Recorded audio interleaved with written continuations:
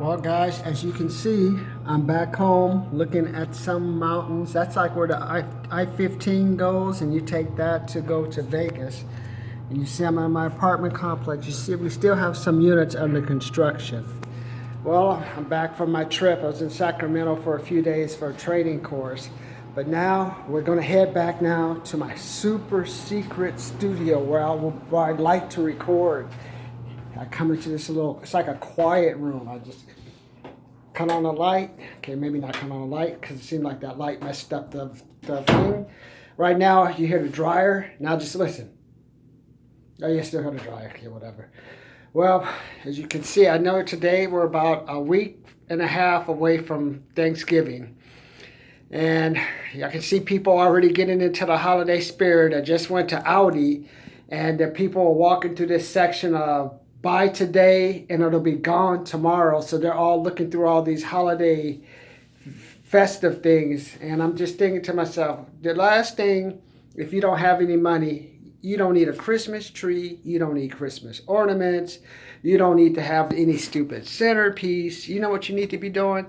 You need to be going out and making more money. Now, if you want to make a merry, happy holidays, you got to have money. So trying to save money on a few ornaments and then if you're going to save money on a few ornaments, invite a bunch of people over you don't like. They're going to all be there drinking and eating only for 1 or 2 days out of the year, and then they go back to being broke shopping at the 99-cent store. Did you want that to be you, man? I don't want that to be you. I don't want you going to the 99-cent store. Let's see what kind of deals we can find. What kind of damn deal you going to find at the 99-cent store? You know what? When I was younger, I used to take my grandmother to the 99-cent store because she had originally worked for Sears and she got a good retirement, but then Sears kept getting bought out. And the retirement kept going down more and more with their health insurance. And then eventually she had taken a lump sum, but she had all her health provided for a while. But then eventually she ended up owing money to pay for her own health. And she thought she could save money going to the 99-cent store. There were some items I thought were good, hey. But it's like, I helped, and then I ended up paying for that too, helping her out, paying her rent and stuff.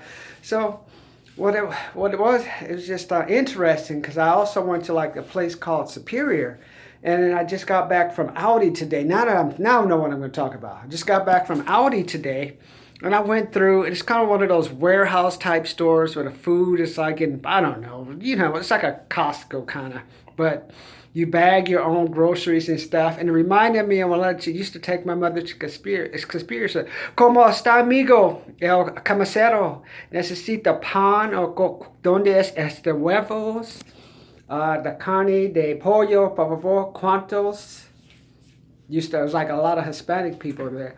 And they had like a little bakery she used to go to. She used to like get to look the Hispanic bakeries, and she liked to get her certain type of meat. So I remember we used to pull a ticket, and we'd wait like 5 or 10 minutes. She wanted a certain type of meat. Necesita cortar aquí. So she wanted her certain type of cuts of meat and stuff. And I remember just hanging out. And today I just went back to Audi's, and the reason she was going there, she's like, we thought we were saving money, but the problem was like the lines would be like 5, 10, 7 people deep, man, and there's no such thing in that restaurant as 3 is a crowd. So you go in like 1 o'clock, we probably eventually get out by 2. Probably the same as it is now when I go to Albertsons. I go in there now. It's only 3 registers, and then the cashiers are going to be a little bit slow. So, and then there I'm paying like 4 times as much, and I'm basically spending. Now you guys are really helping me think about it. You know what?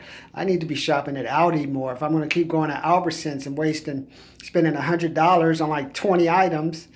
And waiting for 3 hours when I can just go to Audi. I spent $34. I think they may have done it wrong. So now they're going to make me go back because I feel guilty. But I'm trying to say, when you do these type of things to save money, if you're not taking that money that you're saving and reinvesting it, then you got a problem. So that's why I like going around, like seeing people with these fancy cars. I had a Beamer. I know what it's like to have a Beamer. I had to do 28 Beamer CI. The metallic green type color, so I know. But I know some of you guys are broke, man. I be seeing some of you guys in these luxury cars. You know what? Speaking of that, there was a Porsche broke down at the off ramp when I was in Sacramento, and a person was pouring gas into the tank. Now, what is that? I mean, that reminds me of when I spent $7,000 for a gallon of gas. Look at my other videos and find out about that. But if you're not taking that money and reinvesting it in yourself, or paying off a debt, or just putting it away for a rainy day, and you just wasted it on a depreciating asset like a car, and then you live it at home. I mean, this stuff I see now is just, it's just pathetic. I like seeing a lot of these younger people. I'm on a younger people kick now, because I see all of them with these cool cars, but then after end of the day, they don't have anywhere to go. I mean, a lot of them are making $15, $16 an hour, so they can't afford no place. If they work 40 hours, got to at least work 50. But they take the little money, reinvest it in a car, think they're looking cool. I don't want that to be you, because you know what? A young, cool person with a car becomes an old person with a cool car. And it's a lot, and when you're younger, it's a lot easier. But when you get older and all you have is a car to your name, that's not good, man. Because eventually we're going to have self-driving cars and other stuff. So what I want to tell you is don't get caught up in this holiday stuff, you know.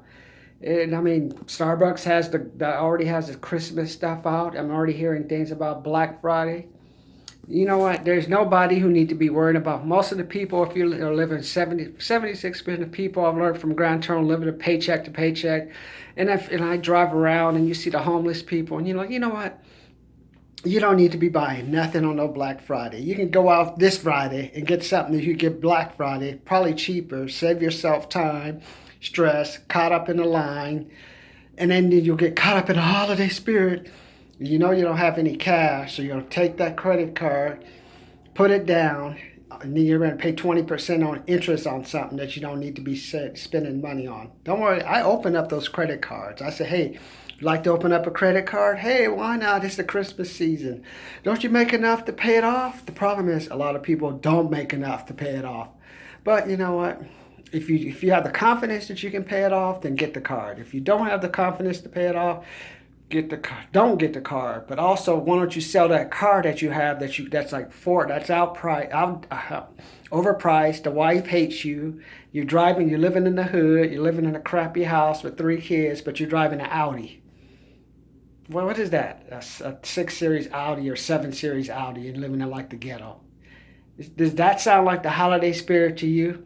So if you are a person, especially if you're a man, if you can't get your family into a safer place, get rid of that luxury car. Get you a car where you have some residual income, where you can invest in yourself, build your sales skills. Like I told you, I want you to build those sales skills, because with all this technology, that's all it is going to be.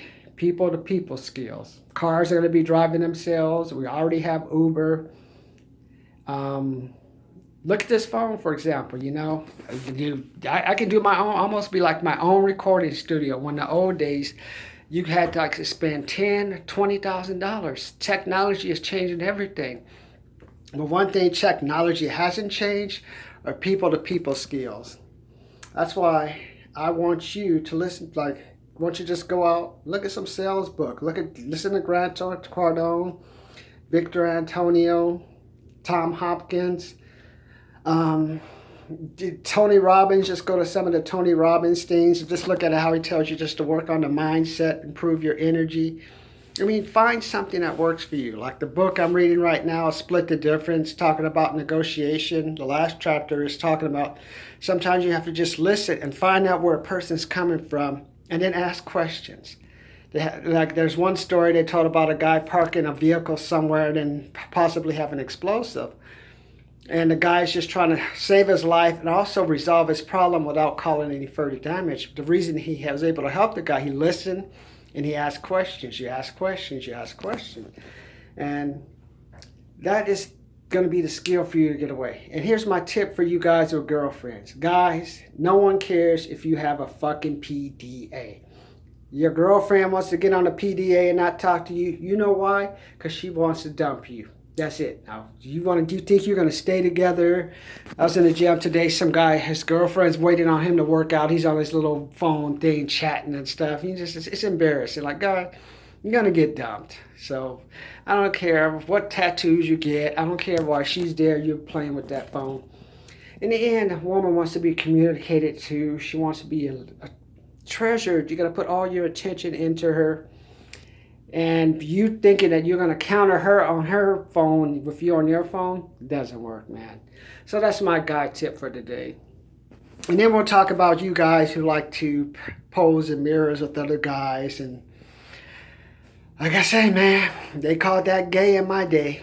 Hey, that even rhymes. You know, if you're all into that, why don't you go to Palm Springs if you want a real analysis where those guys are buff and they have some awesome six packs, trust me.